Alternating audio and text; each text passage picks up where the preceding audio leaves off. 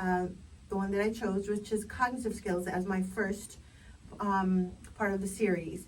And as you know, I did kind of give a brief explanation of what the cognitive skills domain entails. And we talked about that it starts in infancy to develop your brain. Cognitive skills is all part of your brain and the neurons and how it's working and the strength. And it's just, your brain just keep growing and growing and growing. And the most crucial part of growth is from infancy, 0 to 3 years old. Those are the most critical times where children are learning so much and rapidly. The brain is just growing and getting bigger and absorbing everything that you as a parent is feeding it, positives and negatives. So don't ever forget about the negatives. They are hearing, they're seeing what you give them as far as food, nutrition, positive and negatives, pro and cons, conflict resolutions. They are just absorbing all that information. The way you communicate with them, if it's a soft parenting, if it's a rough, hard parenting, disciplining, positive disciplining, all those things impact your child's cognitive skills. And what are cognitive skills, you ask? Again, I mentioned that it's about your memory, how you retain information, how you're absorbing information. It's also about problem solving. Problem solving is like life skills, right? And like I said in my last video, all these 5 domains, social, emotional, cognitive, physical, and language, they all kind of play a part together, kind of intertwining, kind of like chromosomes. They're all connected in one way or other. So as far as your cognitive skills, you are learning how to socialize, how to interact with other people, how to problem solve. And the way you learn that is, number one, and I will always say it, your number one source of information and nurturing is from your parents. You already got the nature, all those chromosomes and all those temperaments and personality traits come from a combination of your parents. And then it's up to you as you grow and develop. Your child takes on whatever type of nurture their environment offers them.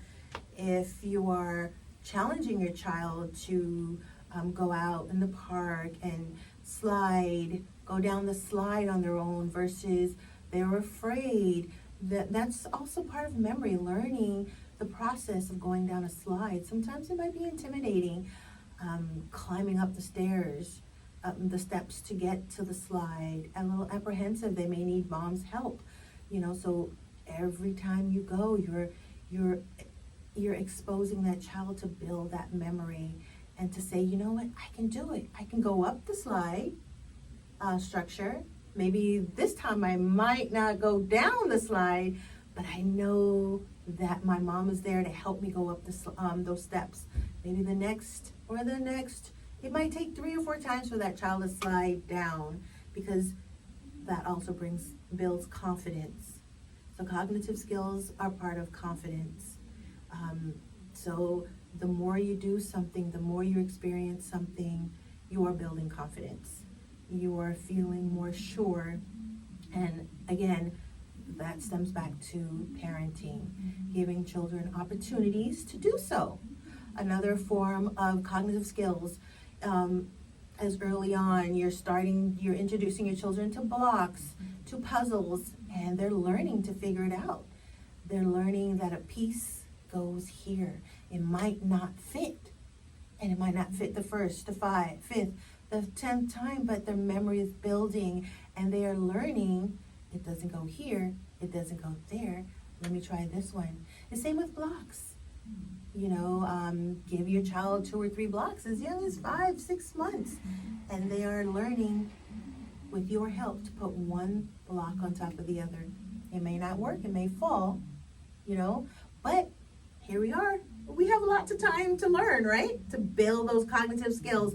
And why is cognitive skills so important to learn? Well, cognitive skills building over time helps you move and transcend into the world and utilize those skills to interact with other people, interact in a new space, to be able to, when you are now transitioning into a center base, into preschool, and you want to learn to share. And here comes the social and emotional skills. But you've already learned that, if I share, I may be challenged with that. I might not be okay with sharing. So my brain, my memory has already said that I'm not ready for sharing. So, you're learning those skills as you are now in preschool, and you will eventually learn to share. There's something called parallel play that you're going to experience, and you're going to see your children even at the park playing near children, but not actually playing with children. And that will come in time. But back to cognitive skills.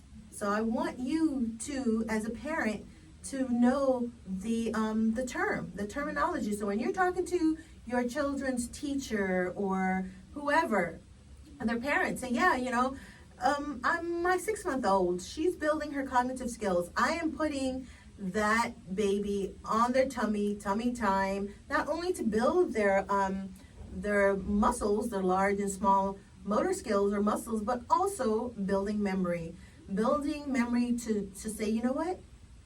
I've done this before.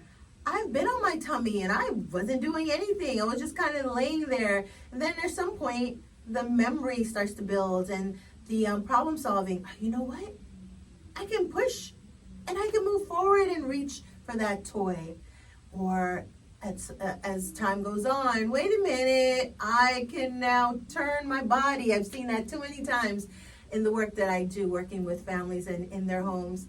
So cognitive skills is really important, family. It is part of a life skill because, as you know, as we get older, and as I've heard from other professionals in the field, that 0 to 3 is the most crucial time of a child's life. It is really crucial for parents to engage children and help them learn. But in addition, another time in their lives of 9 to 25, 9-year-olds to 25, continue to build and and utilize the skills that you've learned from 0 to 3 with your memory and your cognitive skills and learning to problem solve and how to transcend and into the world and problem solving. I mean, problem solving is so important. I mean, any age you need to learn how to problem solve, but you need to learn to negotiate, working with other people in the workforce and at school.